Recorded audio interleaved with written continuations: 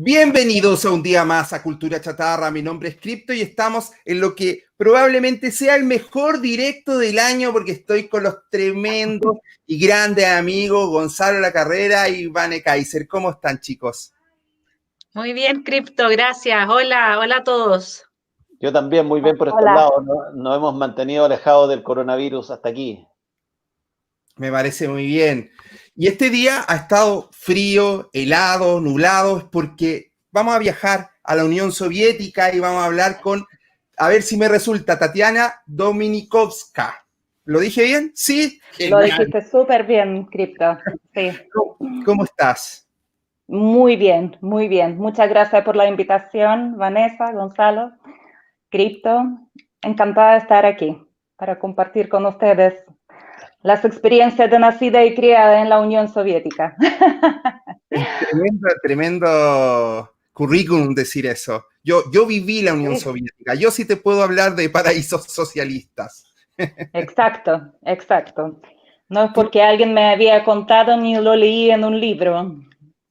Tú eres Aquí estamos. Hay mucha gente, Tatiana, que yo tenía una amiga polaca también, Małgosia, que en español es Margarita, que decía que había gente que extrañaba, digamos, una cierta familiaridad que podía darse o verse en esta solidaridad o especie de solidaridad que se podía vivir bajo un régimen comunista. Nunca entendí muy bien esa añoranza. Parece que el capitalismo o que la competencia o que les hacía añorar, digamos, ese mundo de hambre y de opresión. ¿Qué dirías tú frente a eso? Mira, Vanessa, yo creo que lo que Goya trató de decirte era más que nada el sistema, o sea, todo lo que son regímenes totalitarios, que en el fondo ha sido socialismo, construido por la Unión Soviética, tanto en Rusia como en las repúblicas o los países que se anexaron después.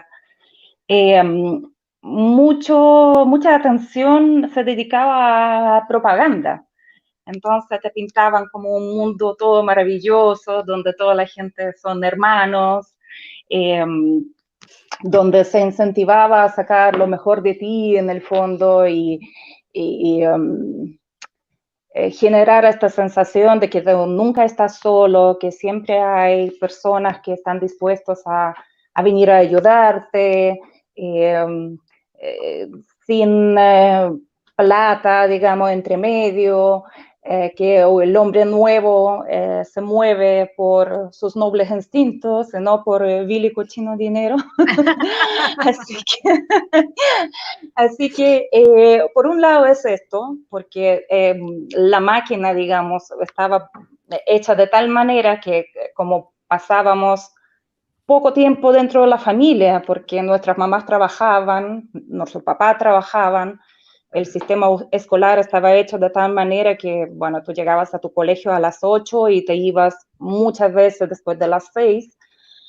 Entonces, hubo como mucha interacción con ese tipo de mensajes, ¿no? Entonces, eso por un lado, y por otro lado también tenemos que considerar que la gente siempre idealiza lo que es su infancia, su juventud, como, no sé, tú sabes que, no sé, the grass is always greener on the other side, o sea, siempre uno va a buscar dónde estaba mejor, y cuando uno es joven, claramente las cosas son mejores. Entonces, y por otro lado también, o sea, tercer punto que como no existía, se ocultaban las verdades sobre las cosas que ocurrían en realidad en la Unión Soviética en temas de opresión de los que pensaban en forma diferente, todo lo que era oposición, para decir, al régimen socialista, claramente gente no sabía de lo que estaba pasando. Entonces, en cierta forma, lo que están extrañando es este mundo de Bilzipab, donde todo estaba garantizado. Nunca podrías despertarte en mitad de la noche mirando el techo, decir, ¿dónde voy a vivir? No sé, me van a echar al departamento si no pago mi próxima hipoteca, como nos ocurre a muchos hoy día acá en Chile, ¿no? Entonces, eso es lo que a la gente estaba acostumbrada, y piensa tú que un régimen que duró 70 años, son varias generaciones que ya... Tatiana, Sí, cuando tú llegaste a Chile en el 2003, ya llevas 17 años en Chile, eso era una así de las es. nuestras. Sí, absolutamente. ¿Qué libertades tuviste en Chile y que te das cuenta que nunca tuviste y que no pensaste que existían cuando estabas en la Unión Soviética? Gracias, Gonzalo, por tu pregunta. Mira, en realidad cuando yo salí de Bielorrusia, porque bueno, mi familia étnicamente somos polacos alemanes, pero yo soy segunda generación nacida y crecida en Minsk, Bielorrusia. Entonces, técnicamente la Unión Soviética terminó en el año 91 y ahí aparecieron muchas de las cosas cuales nombré como inexistentes. Es decir, por ejemplo, empezó a salirse todo lo que era verdad sobre las cosas políticas o lo que ocurría con las personas disidentes. Obtuvimos acceso a viajar afuera, porque durante la Unión Soviética viajar, aunque sea a un país de campo socialista, digamos, de Europa del Este, era prácticamente imposible. Entonces recibimos como esas libertades ya en este momento. Pero en mi país en particular, en Bielorrusia, se dio el escenario que desde el año 94 está gobernado por un presidente que se llama, a veces, el último dictador de Europa, que se llama Alejandro Lukashenko. Entonces, se nos duraron muy poco esas libertades, lo que era libertad de expresión, por ejemplo, o de pensamiento. Hubo mucho movimiento como nacionalista, bielorruso, que también fue reprimido. A finales de los años 90 empezaron a desaparecer los políticos de lado oposición, que seguramente fueron ejecutados. Entonces la situación fue muy preocupante. Y eso fue, bueno, junto con eso hay que sumar la situación ecológica, que no era buena, porque Bielorrusia es el país más afectado con las consecuencias de explosión de Chernóbil. Y bueno, eso fue lo que influyó en mi decisión de buscar otras alternativas donde desarrollarme en forma profesional y personal, por supuesto. Y cuando llegué a Chile, bueno, ¿qué me llamó la atención? Bueno, la libertad absoluta de emprendimiento. Eso era algo muy nuevo para mí, porque en Unión Soviética y en ex repúblicas todavía queda mucho de lo que es burocracia, nomenclatura, todo lo que tú no puedes pararte. Bueno, yo sé que aquí tampoco, no deberías, ¿no? Pararte en la esquina y empezar a vender matrioshkas, pero ahí era absolutamente imposible. O sea, que acá Carabinero se percibía como un amigo y no una persona amenazante, por ejemplo, también era algo nuevo. Como me tocó tramitar mi residencia en Chile como profesional independiente, también para mí fue una grata sorpresa, que fue rápido, fue simple. En el fondo percibí a Chile como un país serio, donde las cosas se hacían bien y donde existía mucha libertad de conseguir las cosas que uno se propone. Y eso es lo que me fascinó, a pesar de que cada inmigración es diferente y a veces dura, porque uno está programado de vivir en su país, ¿no? Mentalmente, de estar con su familia, pero eso es lo que me gustó de Chile cuando recién llegué. Sí. Tatiana, Tatiana, perdona, dale, Cripto, ya. No, tremenda. A mí bueno, los polacos en general me encantan porque lograron vencer al nazismo, al comunismo, lo han pasado de todo, gente fuerte, gente admirable de escuchar y qué bueno tener un testimonio de alguien como tú para acá en Chile, que estamos batallando también. Así es, Cripto. Fue Sí, yo increíble quería para preguntarte también.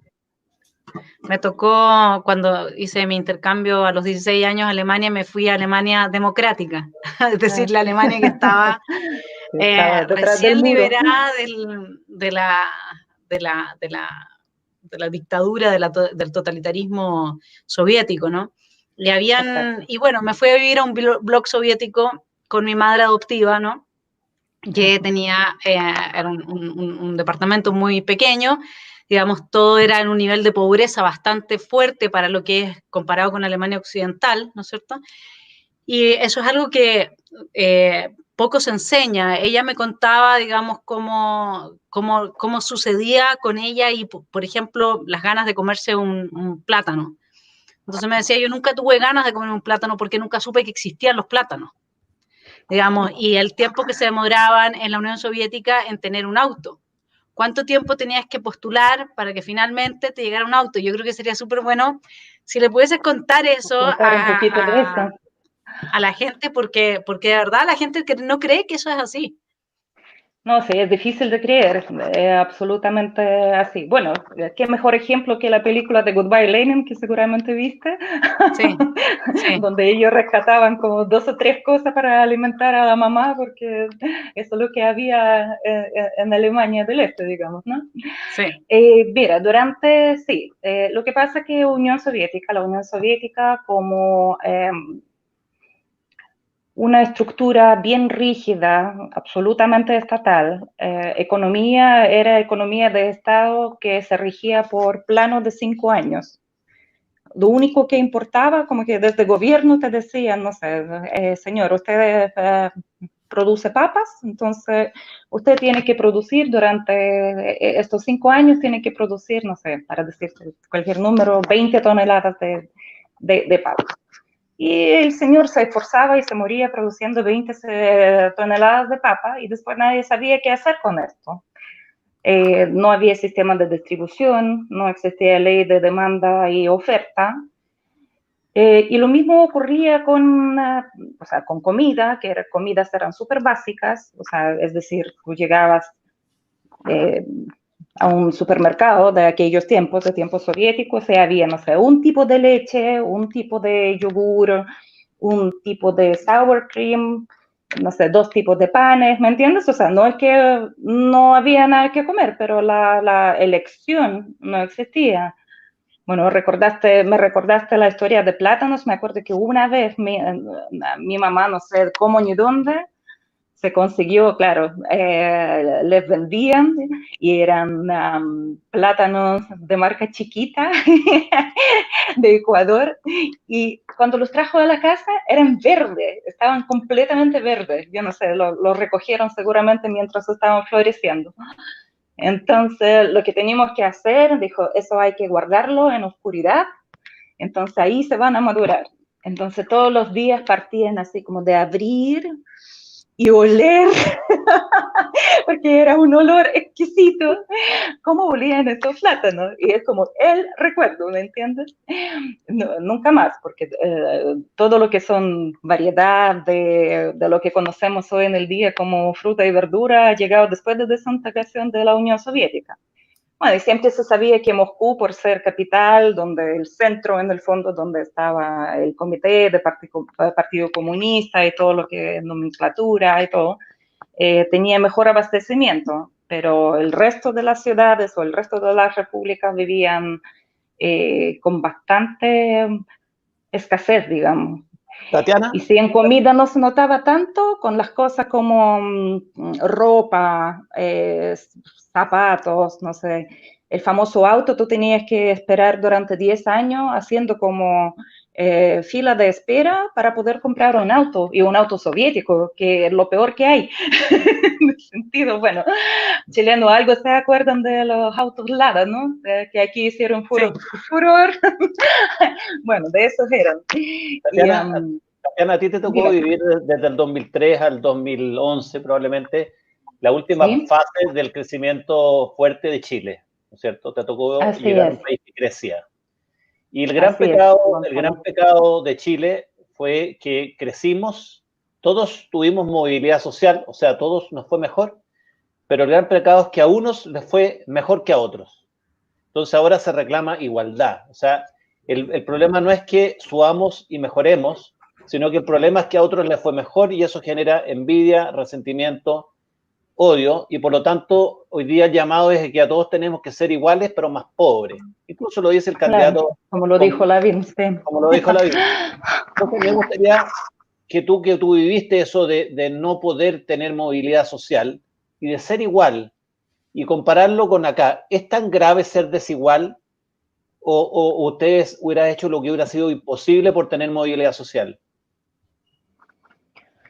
Gonzalo, mira, nosotros nacíamos en un mundo donde en realidad, si bien no existía mucha desigualdad, pero igual existía. ¿Me entiendes? O sea, si bien no hubo tendencia de clase tan marcada, y yo creo que, bueno, temas de lucha de clases, de teorías de Marx ya quedaron en el pasado, definitivamente. Pero en mi infancia existían los miembros del Partido Comunista y el resto de las personas, que esa fue nuestra desigualdad, que las personas que pertenecían al Partido Comunista y que hicieron carrera con el Partido Comunista tenían claramente otras cosas, no esperaban 10 años para tener un auto. Bueno, para leer Orwell, si lees Animal Farm, está descrito perfectamente allá. ¿Ya? Y acá en Chile, fíjate que desde que yo llegué, sí, claramente yo vi las cosas que tal vez nunca vi antes, porque la pobreza que existe en América Latina es prácticamente imposible de verla en Europa, en el sentido de que la gente pobre es realmente muy pobre, ¿me entiendes? O sea, no tienen casas o casas muy precarias, pero a la vez yo vi Chile que cada año iba mejorando, que iba progresando, donde estaban los mejores trabajos. De hecho, durante mucho tiempo yo trabajé en una empresa que hacía reclutamiento y outsourcing, entonces pasaba delante de mis ojos que se generaban mejores puestos de trabajo, los mejores sueldos. Bueno, y para qué ir más lejos que la historia personal, yo aquí llegué con mis 2 maletas y yo armé toda mi vida aquí y no tengo que reclamar, nunca le pedí ni un peso a nadie, ningún subsidio, ni que tenían que darme porque me tenían que dar. Me esforcé, trabajé muy duro, conseguí todas mis cosas. Y eso que llegué acá, yo soy titulada de Lingüística y Literatura Española y Inglés. O sea, tampoco no soy ingeniera civil en Rocket Science, ni candidata, no sé, para entrar al directorio de top 100, digamos, de las empresas chilenas. Así que yo, al menos mi enseñanza, lo que yo aprendí de que Chile me daba herramientas para poder lograrlo, y lo logré. Y eso es lo que yo rescato y por eso yo no creo en esos lloriqueos con que está lleno ahora todas las redes sociales, que Chile es lo peor, que es tan desigual. Todo al final depende de uno. No sé si es necesario profundizar este tema o hablamos de algo más que quieren saber. Ahí también, Tatiana, quizás a ti no te tocó mucho vivir eso o recibir esa información porque en la Unión Soviética, como tú bien decías, se ocultaba toda la información. Pero una vez que supieron ustedes cuando se hace la Glasnost, ¿no es cierto? Y bueno, que tuvo la compañía de la Perestroika, que en el fondo fue, para que lo entiendan, fue un programa de transparentar todo lo que había ido pasando, que habían tenido oculto.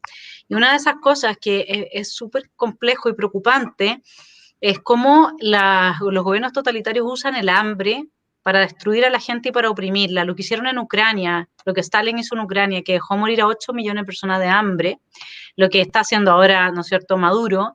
Y en parte yo leía, tengo un libro acá que se titula Los 1000 días de la Unidad Popular, y uno ahí también veía la tarjeta racionamiento, cómo estaba empezando a funcionar, la JAP, que era la Junta de Abastecimiento y Precio, que recogían la comida y supuestamente era para reentregarla, pero en realidad la vendían en el mercado negro a un precio mucho más alto. La gente empezó a acumular lo poco y nada que podía acumular y al parecer, digamos, aunque ciertas ciudades, como tú lo contabas, en la Unión Soviética, se estabilizaron con un mínimo material, sin embargo, también la crisis económica de la planificación de una economía donde no hay precios, ¿no es cierto?, no hay sistema de precios, termina por generar el derrumbe de la Unión Soviética. Entonces, esa situación del hambre, digamos, ¿no? Del hambre como herramienta, ¿cómo la evalúas tú? Porque además Latinoamérica tiene hoy día una inclinación a un populismo que termina en Venezuela, digamos, ese es el problema, ¿no? Y el problema de eso es gente muriéndose de hambre,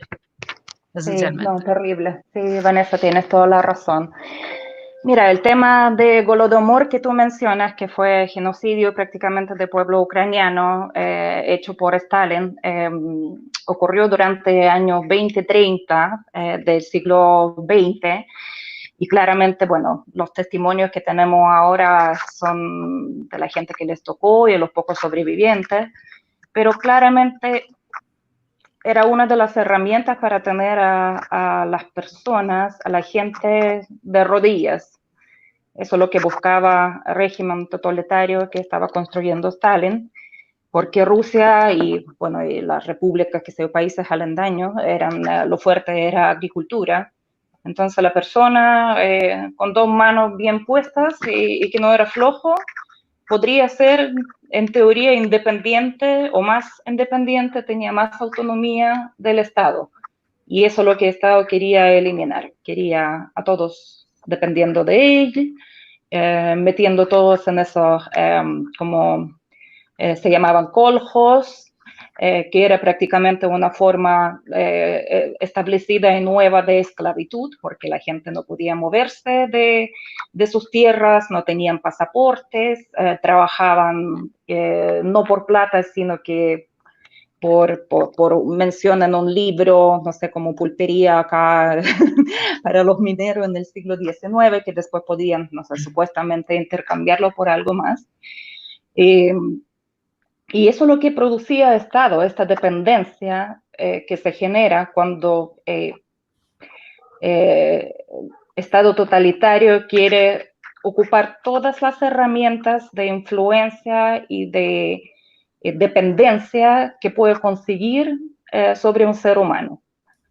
Entonces, sí, efectivamente, tema de generación de hambrunas, que ya está comprobadísimo, que fue un evento creado artificialmente, porque Ucrania es un país sumamente rico en recursos agrícolas, digamos, pero se le expropiaba todo lo que era grano, trigo, y la gente se quedaba sin nada y se moría de hambre. Era impresionante. Hay testimonios demasiado crudos, crueles de esta época. Y otro, bueno, lo que nos tocó vivir durante los años 90, después de desintegración de la Unión Soviética, donde la economía, o sea, la Unión Soviética terminó porque el sistema, la economía que tenía no era sustentable. Ya durante unos 20 años se mantuvieron con precios altos sobre que tenía petróleo, porque durante los años 70, 80, en el fondo la Unión Soviética vendía su petróleo, su gas, y con esto podía mantenerse un poco, pero imagínate, teniendo todo Rusia y toda Unión Soviética, estaban comprando comida afuera, porque no producían, ¿no? O no eran capaces de producir comida de buena calidad, ¿no? Y se gastaba mucha plata en lo que era competencia de la Guerra Fría, con temas de armamento nuclear, para mantener todo lo que era industria militar, en el fondo, que fabricaba todo lo que son, o sea, raquetas, no sé, tanques, etcétera, etcétera, donde se iba un porcentaje de PIB gigante. Entonces, al final, el sistema murió porque tenía que morir, porque no podía vivir. Estaba como con respiración mecánica durante una década y al final no aguantó más. Tatiana, pero tú dices el sistema murió, tú lo viviste, pero acá en Chile nosotros vamos a ver nacer, vamos encaminados a ver nacer el sistema de nuevo por segunda vez en nuestra historia. ¿Qué sensación te provoca eso? ¿Qué le dices tú a la gente que está en tu entorno laboral, vecinos, que van por el apruebo, por ejemplo, y que hacen caso omiso de todas estas experiencias? ¿Qué recepción tienes a tu historia? ¿Tus testimonios les afectan algo o tú ves que la gente está hoy día con las anteojeras y cerrada en un discurso ¿cuál es tu sensación, ambiente? ¿A qué le temes? Gonzalo, bueno, gracias nuevamente por tu pregunta, porque es muy importante para mí. Mira, para mí todo lo que ocurrió acá en Chile desde el 18 de octubre claramente era la peor pesadilla, era un déjà vu tremendo, era volver a algo que ya nos tocó ver y vivir, y nosotros estábamos, al menos dentro de nuestra comunidad ruso-hablante, digamos, todos decían que cuando uno sabe cómo empieza, sabe perfectamente también cómo termina, y nosotros sabemos cómo termina este tipo de experimentos. Así que no, viví días de mucha angustia, mucha pena, mucho llanto. No lo pasé muy bien porque no lo podía creer. Simplemente todo lo que ocurría, te juro que parecía como vivir, ver una película de Hollywood, digamos. Yo nunca, bueno, yo desde el día uno estaba segura de que estaba organizado, que estamos hablando de una insurrección preparada, de una acción revolucionaria, que sí, eso para mí estaba súper claro, porque en ningún país del mundo se pueden en forma simultánea encenderse 19 estaciones de metro. Eso no puede existir. ¿Ya? Pero cuando trataba de hablar con la gente, yo tengo un círculo gigante de la gente que me conoce, porque, bueno, yo siempre trabajé en las empresas grandes, chilenas, bueno, la gente de Finidad, bueno, montón de gente, digamos, que yo conocía. Ahí me di cuenta con mucha tristeza que la famosa batalla cultural, muy lamentablemente, estaba casi perdida. La gente no quiere escuchar nuestros testimonios, ni a nosotros, ni a los venezolanos, ni a los cubanos que huyeron de Cuba. La gente quiere escuchar lo que quiere escuchar y quiere ver lo que quiere ver. Entonces fue un momento muy dramático, bueno, hasta que encontré el grupo de la gente con que participamos ahora en un movimiento ciudadano político que se llama Entrada Liberada, donde conversamos mucho, hagamos los temas de economía, de acciones. O sea, para mí era como una salvación de encontrar a la gente que opina lo mismo que yo, porque en un momento estaba con tanta angustia que yo preguntaba a mi pareja, yo decía, ¿estoy mal yo? ¿Hay algo que yo no estoy viendo, que todo el mundo está aplaudiendo a lo que está pasando y yo estoy llorando a mares porque Chile que nosotros construíamos, que nosotros quisimos como nuestra patria, yo armé ya mi castillo acá, ¿me entiendes? Yo lo veía desmoronándose a una velocidad pero increíble. Yo creo que la gente que lo organizó ni en sus sueños más audaces pensaron que va a agarrar tanto vuelo y tan rápido y con tanta respuesta, pero por Dios, todos vivían en el peor país del mundo. Así de noche a la mañana, porque cuando recién llegué en 2003, todos preguntan, ay, tú llegaste acá porque seguramente no tenías nada que comer en tu país. Es que nosotros somos jaguares de América Latina, y que, claro, ¿no? Y Chile, ¿no? O sea, era como otra sensación, percepción país, ¿no? Pero de noche a la mañana, todos empezaron a vivir en el país más desigual, ladrones, asesinos, era como, era un Orwell, donde salió el famoso meme de por el derecho de vivir en paz. Te juro que para mí era, no sé si te acuerdas de 1984 de Orwell, donde decía Ministerio de la Verdad, no sé, se encargaba de las mentiras, ¿no? Ministerio de Paz se encargaba de guerra, ¿no? Entonces el famoso derecho de vivir en paz y todo lo que yo vi, perdí muchas conexiones, amistades, yo creo que soy claramente facha, no sé si tan pobre, pero facha. Oye, Tatiana, tú, bueno, nombraste recién que estabas en un movimiento, ese movimiento es un movimiento liberal libertario, me imagino, ¿cierto? Liberal libertario, tal cual, Cristo. Buenísimo. Bueno, a Putin, los que más le han hecho la vida imposible, movimientos y salir a la calle a protestar han sido los mismos libertarios. No sé si tú alcanzaste a conocer algunos, no sé, en tu país o cercanos a algunos libertarios que estaban ahí moviendo algo, y qué visión tienes hoy en día del movimiento libertario en la ex Unión Soviética. Sí, por supuesto. Mira, Cripto, en Bielorrusia la verdad no hubo mucho desarrollo político ni de movimientos políticos, porque desde desintegración de Unión Soviética pasamos bastante rápido a otro régimen totalitario. O sea, con tal de decirte que Lukashenko, no sé, su mejor amigo era Hugo Chávez, súper amigo con Ahmadinejad de Irán, no sé, tú sabes perfectamente de qué tipo de líder te estoy hablando. Entonces, como tal, no se alcanzó a formar movimiento libertario. Lo que sí que en Rusia sí hubo movimientos liberales, y hubo bastante durante la presidencia de Boris Yeltsin. Entonces ahí se conocieron como las ideas, además con clases de economía que teníamos en la universidad. Entonces siempre uno busca, uno lee, además que soy persona que me gusta temas económicos, políticos. Y aquí claramente con los chicos de entrada liberada aprendí mucho más. Aprendí mucho más, leí mucho más y entendí que toda la vida he sido libertaria.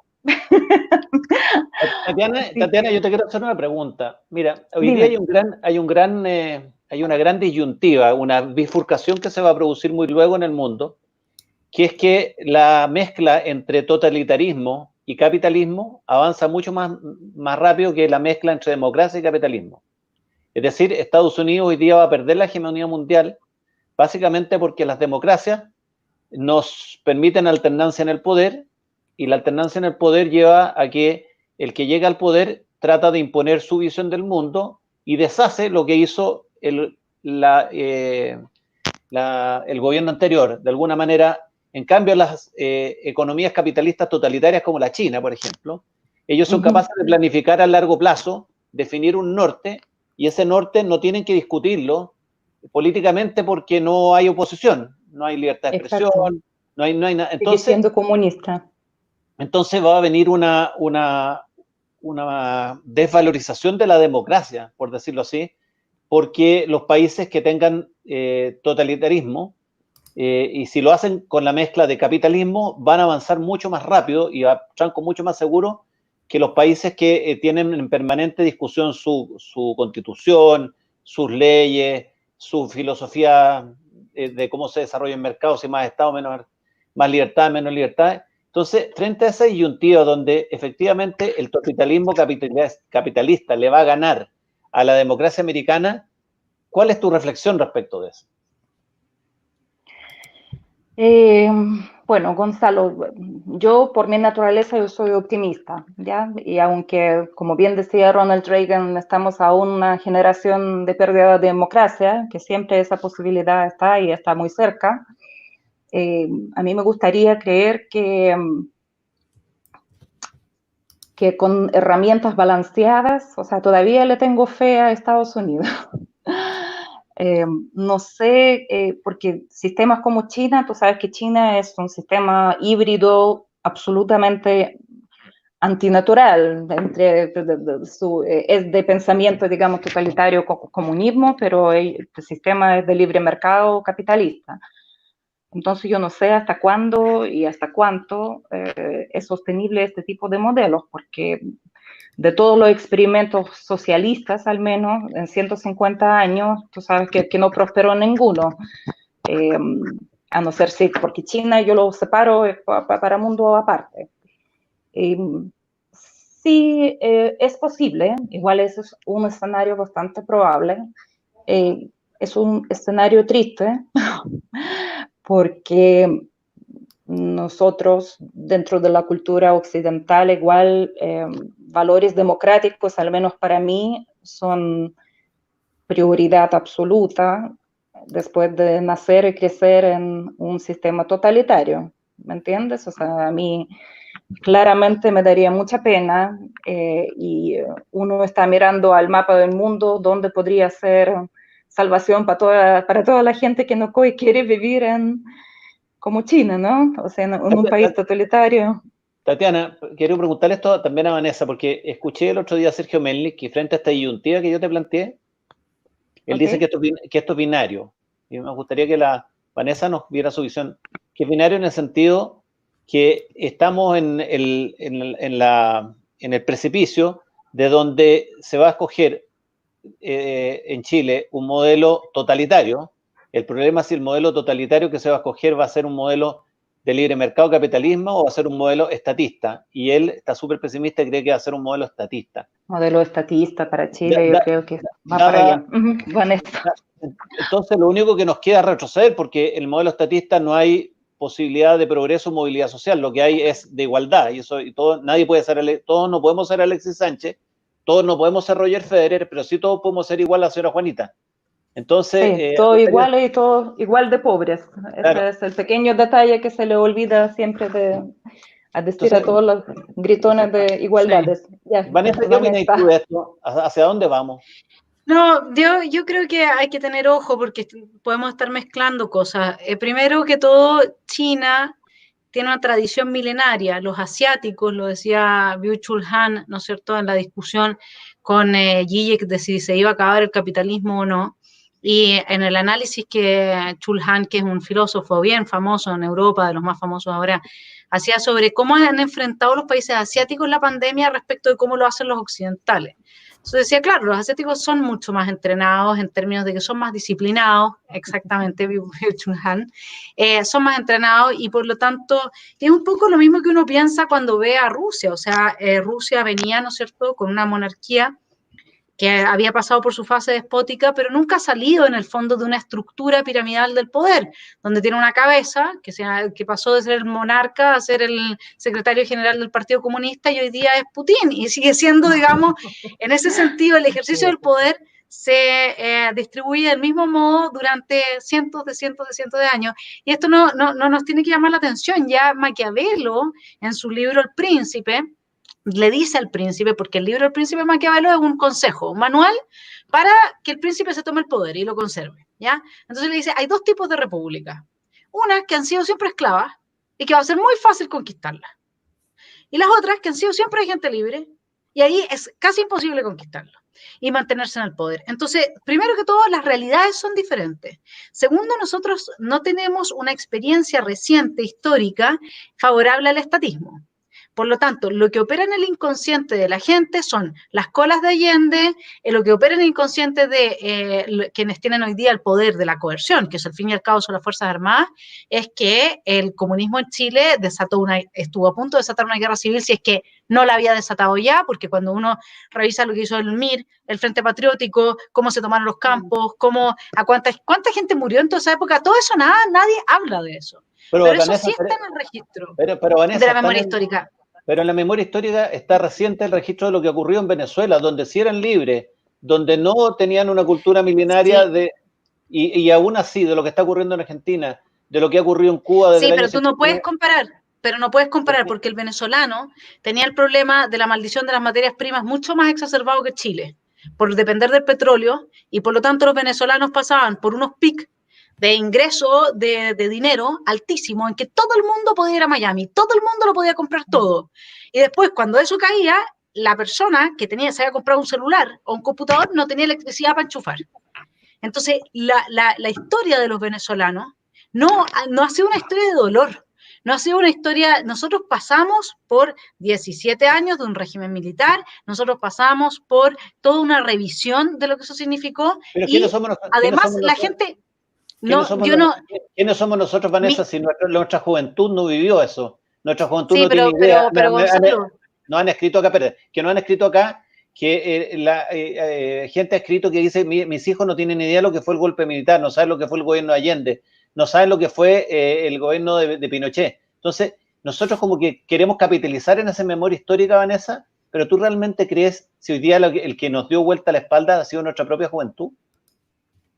En eso yo estoy de acuerdo, pero en esa época la juventud fue también la que le dio la vuelta a la espalda a todo. De hecho, los mineros del Teniente al poco tiempo ya estaban haciendo huelga en Santiago por cómo estaban operando las burocracias dentro del sindicato en el tema del cobre, la gente que trabajaba, que no tenía acceso a abastecimiento, etcétera, y los que en ese momento fueron MIR, fueron Frente Patriótico, fueron todo eso, también eran jóvenes. No eran diferentes, siempre han sido los jóvenes. En la Revolución Rusa también fueron los jóvenes. La pregunta es, al final, ¿quién tiene el poder de las armas? ¿Y cómo piensa el que tiene el poder de las armas? ¿Por qué crees tú que se le querían quitar las pensiones a las Fuerzas Armadas? Porque esa fue la manera que se desmantelaron las Fuerzas Armadas venezolanas. Ahí se hizo un trabajo de desmantelamiento de las Fuerzas Armadas que bajo el régimen de Allende también se intentó hacer. Se intentó entrar a la Marina y se intentó entrar al Ejército y ese fue el punto de inflexión.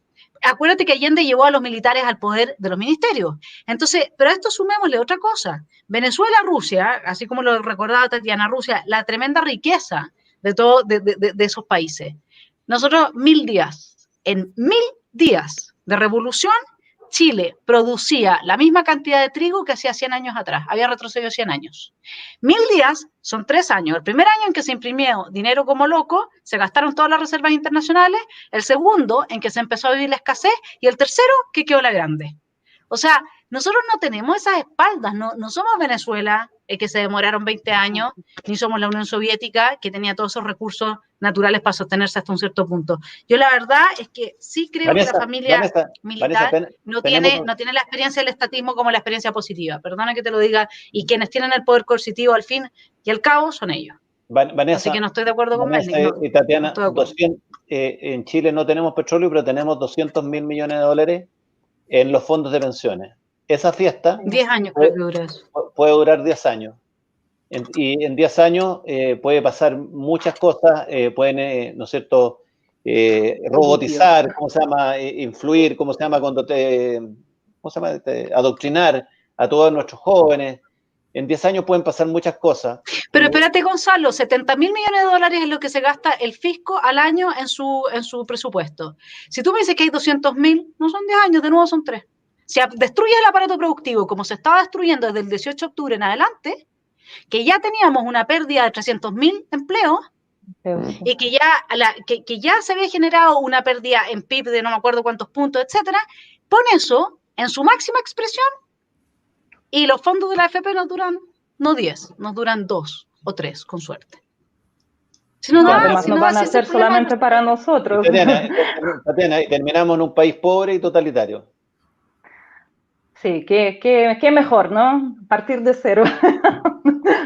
volver a la Unión Soviética. No, mira, Gonzalo, yo no sé, la verdad, tengo todavía fe en Chile y su destino, perdonen la autoría, digamos, pero el tema de adoctrinamiento y nuestra juventud, yo creo que esa fue la famosa batalla cultural que se desarrolló en Chile durante últimas 2 décadas, 3 décadas, y eso es lo que tenemos perdido. En el fondo, los jóvenes vienen con la cultura no de pensamiento, sino de sentimiento, como ellos lo sienten, que es justo, que no es injusto, no saben calcular, no tienen datos duros, ¿me entiendes? Entonces, hay un sustrato bastante rico y grande en Chile de los jóvenes que en realidad crecieron en un capitalismo teniendo todo, o sea, donde sus papás vivieron mucho mejor que sus abuelos, donde ellos viven mucho mejor que sus papás, pero tienen esta sensación, yo no sé si es sentimiento de culpa, y yo no sé si es todos esos unicornios que le metieron en la cabeza de que todos tienen que ser iguales. Es que el ser humano no puede ser igual, ¿me entiendes? O sea, eso no está contemplado por la naturaleza humana, todos nacemos diferentes. Tenemos diferentes capacidades, uno, no sé, se hace bailarina de teatro Bolshoi y otro trabaja como científico y su vida no va a ser igual nunca. Pero esa idea, y además, mira, si tú revisas redes sociales, yo creo que acá tema de guerra en redes sociales es feroz. O sea, los agentes, bueno, no sé, llámalos como quieras, pero claramente lo que detectan de IP venezolanos, cubanos, los mismos rusos tienen una fábrica potentísima, digamos. Entonces yo creo que eso es ahí donde estamos perdiendo la batalla, porque las ideas de libertad no son más difíciles de digerir. Lo que les ofrece ahora todo ese movimiento izquierdista, digamos, es como fast food, es muy fácil de digerir, es como si fuera un McDonald's versus un plato, no sé, foie gras, ¿me entiendes? Para preparar. Entonces es ahí donde está la diferencia y la juventud acá en Chile, si bien ya tiene posibilidad de viajar, tiene posibilidad de conocer otras realidades, pero no quieren esforzarse mucho. Esa es la sensación que yo tengo, porque yo tengo un hijo de 22 años, mi hijo bielorruso, y hemos tenido nuestras discusiones e encontrones porque... No te puedo creer. Tu hijo que conoce más de cerca que nadie tu realidad, igual ha sido sometido al adoctrinamiento y al mundo millennial. Increíble, ¿eh?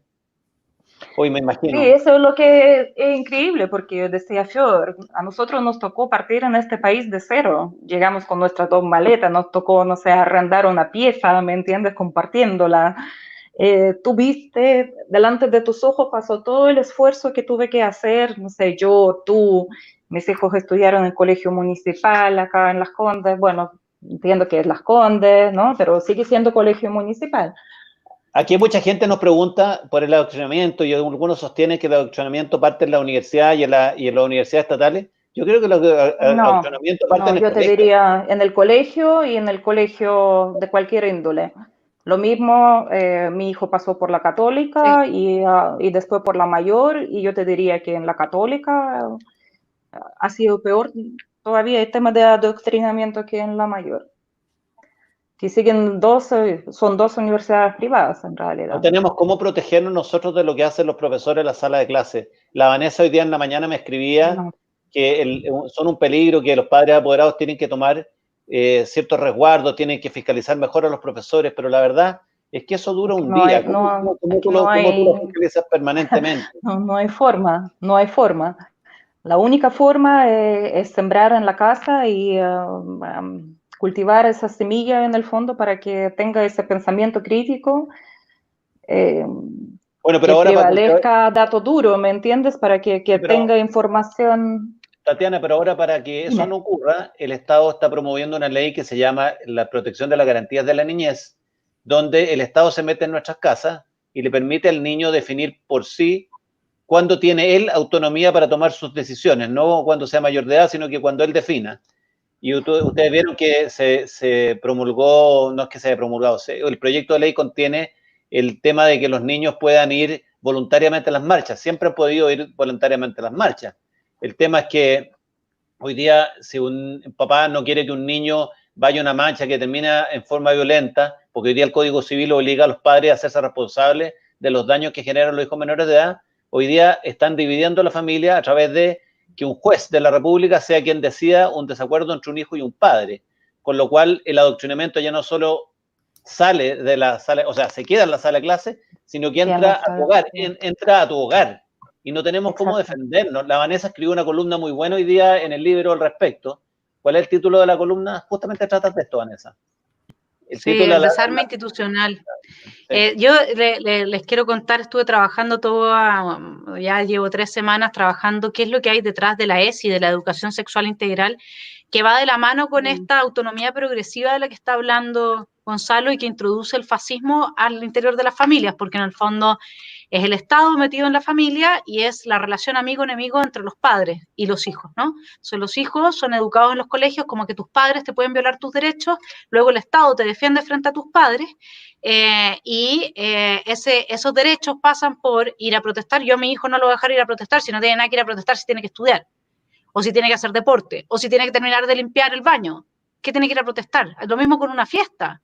Y ni qué hablar de lo que significa cuando uno, por el tema de la educación sexual integral, lo que significa cuando uno le dice que no quiere, que bajo el mismo techo no va a tener relaciones sexuales. O sea, está bien, autonomía progresiva, responsabilidad progresiva. Si usted se paga su techo, haga lo que usted quiera. Pero puede ser que yo no me guste estar en mi casa si tengo 3 niños, con los 3 con sus pololas, y si mi casa mide 2 por 2, o no lo mide, da lo mismo. ¿no?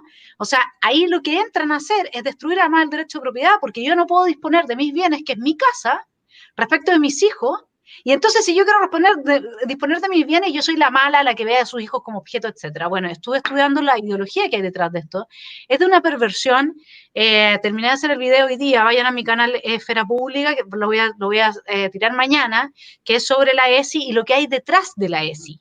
¿Qué es lo que se está promoviendo? ¿Qué tipo de sujeto? Porque para esta gente, yo me inspiro en un libro que es El Antiedipo, de Deleuze y Guattari.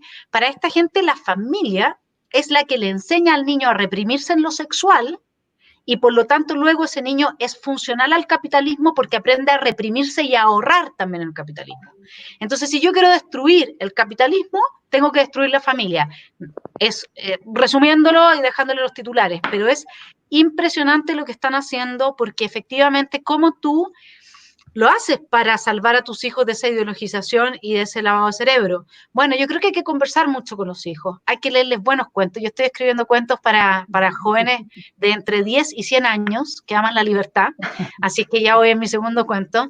Hay que leerle a los niños, hay que conversar con los niños, hay que...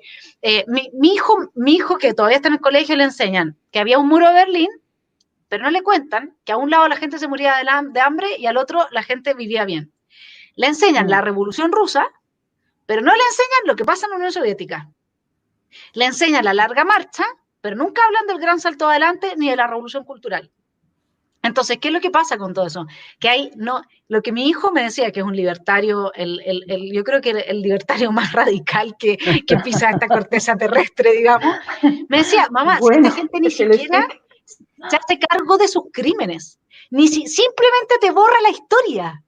O sea, lo mismo que hicieron el Museo de la Memoria, que partieron del punto cero con el bombardeo a la moneda. Y todo lo anterior, nunca se defendieron, nunca se responsabilizaron, nunca nada. No, ellos limpios de polvo y paja. Unos angelitos que reciben plata por exonerados hasta el día de hoy, fuera lo de las víctimas de los derechos humanos, yo lo dejo fuera, no quiero discutir sobre eso, pero sí el tema de, bueno, y tú estás sembrando este caldo de cultivo para que aquí corra sangre, digamos, ¿no? Y luego, ¿por qué no hay responsabilidad? Esta gente nunca se hace responsable de nada. Y todavía tienen la patudez de decir que el malo es el capitalismo. Perdón, con eso termino, pero yo me inspiro y después ya no. Vanessa inspira. Aquí pusieron Vanessa es una guerrera. Yo quiero, mira, como nosotros tenemos que dar la batalla cultural, y somos pocos, hay que promovernos. La vereda.cl en Twitter, @lavereda.cl. Hoy Marta a las 22 tiene un programa especial acerca de la educación sexual integral y la autonomía progresiva, con invitados de España, Argentina y Chile. No te pierdas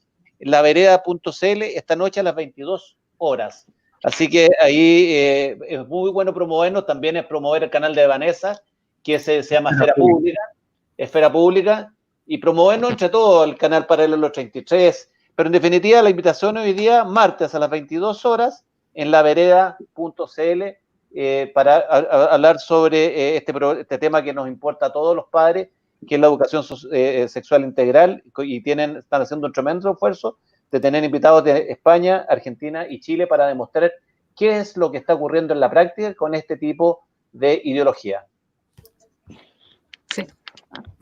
Fíjate que... Y ese grupo, el grupo tuyo, Tatiana, también, si quieren promoverlo, tú dijiste que se llamaba Entrada Libre, ¿cómo que dijiste que se llamaba? Entrada Liberada. Entrada Liberada, sí. Oye, hay un papá que dice acá, mis hijos nunca me lo van a adoctrinar porque nosotros en nuestra casa les hablamos clarito. ¿Está equivocado ese papá o no está equivocado ese papá? O sea, yo creo que todos hacemos nuestro mejor esfuerzo de hablar clarito a nuestros hijos, o sea, eso está más que claro. Ahora, todo depende del grado de relacionamiento y confianza que uno tiene con sus hijos también, porque si tú... O sea, hay que predicar con el ejemplo, hay que mostrar. O sea, yo creo que en el caso, por ejemplo, de mi hijo, si bien él compra, digamos, el discurso, pero tampoco no se mete, no es primera línea, ¿me entiendes? Nada, es como de eso, no, que desigualdad, no, que no sé qué, no, que cerremos todo en cuarentena total, otra genial idea de lo, qué sé yo, de los progres, ¿no? Pero yo creo que tarde o temprano la enseñanza de nuestra vida, como era, bueno, él nació en el fondo en Bielorrusia, vivió 6 años allá, todo lo que era nuestra vida acá en Chile, yo creo que eso es lo que va a primar. Pero sí, hay que seguir hablando, hay que seguir educando, hay que, como dice Vanessa, casi escribirle relatos o llevarlos así en retiro espiritual para conversar con ellos. Pero la presión es muy fuerte sobre ellos. Siento un poquito que tanto nuestros jóvenes como la gente de nuestra generación casi andan por un campo minado para encontrar a otra persona de ideas similares, porque hoy en el día decir que tú no compras la idea de desigualdad y no, que lo único que necesitamos es nueva constitución, y ahí todo va a caer maná del cielo y todo se arreglará en ese mismo momento. Entonces la gente como que tiene miedo porque el nivel de agresividad que uno recibe de repente de otras personas, nivel de brutal, agresión brutal prácticamente, ¿no? Verbal. Imagínate toda la gente que terminó con funas, no sé, casi escondiendo su identidad, ¿no? Y eso lo encuentro horrible. Es como, bueno, lo que sale en el libro de tu hermano, Vanessa, en Neo Inquisición. Es una nueva Inquisición, prácticamente, que si tú no estás pensando lo que están pensando los progres, tú no, eres tremendo, eres una mala persona para partir con algo, ¿no? Enrique Gajardo dice, cuando estaba en la media, todos mis ex compañeros se consideraban apolíticos y ahora casi todos parecen de izquierda radical. Felipe Reyes dice, en la Universidad de Santiago de Chile, Mayol es vicerrector de la Facultad de Economía, el chiste se cuenta solo. Y María José Saavedra dijo, el papá no se equivoca porque mis papás hablaron conmigo mucho. Sí, yo creo que es fundamental hablar con los hijos. Pero lamentablemente hay una etapa en la vida en que los papás no somos tan referentes como lo son los amigos. Exacto. Como lo son los amigos, y sobre todo en la búsqueda de identidad. En la búsqueda de identidad, los niños buscan separarse de sus padres para ser personas, para ser ellos. Y es un proceso natural también. Es así algo que tienen que pasar, que es como otro extremo. Cuando yo llegué a Chile y ver, no sé, hijos viviendo con los papás hasta 40 años, eso era como igual otro extremo de la cultura chilena. Pero sí, siento esa tendencia de destruir la familia. O sea, imagínate todo lo que vimos desde octubre hasta marzo en temas de casi obligatorio ser normal ya no era normal, o sea, o tenías que ser abortista o tenías que ser feminista, y cuando yo digo yo soy mujer pero yo no soy feminista, eso de así, casi que te empiezan a tirar agua bendita, no sé, santa, que cómo puede ser, es algo como oxímoron, ¿no? Entonces, bueno, hay mucho trabajo por hacer, les agradezco enormemente la invitación, fue muy importante, yo creo, para alguna gente tal vez no se da cuenta de que lo que nos tocó vivir en la Unión Soviética es lo que les espera si siguen con este chiste, el tema de jugar en los juegos que son sumamente peligrosos, con esos experimentos sociales. Como que yo siento que los chilenos tal vez se quedaron con ganas, entre comillas, algunos sectores, de terminar lo que partió en los años 70, ¿no? Que sientan que por la intervención de CIA, que los militares, que no sé qué, que como que iban bien y de repente con el pronunciamiento, con el golpe militar, terminó esta linda historia. Y es importante contar que no era así y contar historias de otros países donde trataron de hacer experimentos sociales y todos terminaron en un desastre, en un fracaso, todos iguales pero iguales de pobres, sin libertades personales, sin poder viajar, sin poder elegir tu carrera, porque en la Unión Soviética sí, tú estudiabas gratuito en la universidad, pero saliendo de la universidad te decían dónde tienes que ir a trabajar. Y durante 3 años tú no podías mover de allá. Y siempre ganando lo mismo en todas las instituciones. O sea, hay un tema muy profundo allá que creo que es importante llevar este conocimiento a los oídos de nuestros jóvenes. No sé si están de acuerdo. Sí. Estamos de acuerdo. No, absolutamente. Es tremendo el desarrollar el pensamiento crítico, más que decir cuál es la verdad o enseñarle a cuestionarlo todo. Tremenda experiencia y está bien que la gente empiece a ver otras visiones, ¿no? Nos centramos mucho en mirarlo en el ombligo los chilenos y es bueno comparar otras realidades para ir viendo cuál es la que mejor nos conviene. Tatiana, una grande, como siempre, Vane, sigan la Esfera Pública en YouTube. Yo no me pierdo sus videos, son tremendos, yo aprendo, cada video me siento más inteligente, es como ese meme que va creciendo. Sí, sí. Yo igual, soy tu fan. Muchas gracias, Tatiana, por habernos permitido conocerte. Muchas gracias. Sí. Muchas gracias a ustedes por la invitación. Encantada.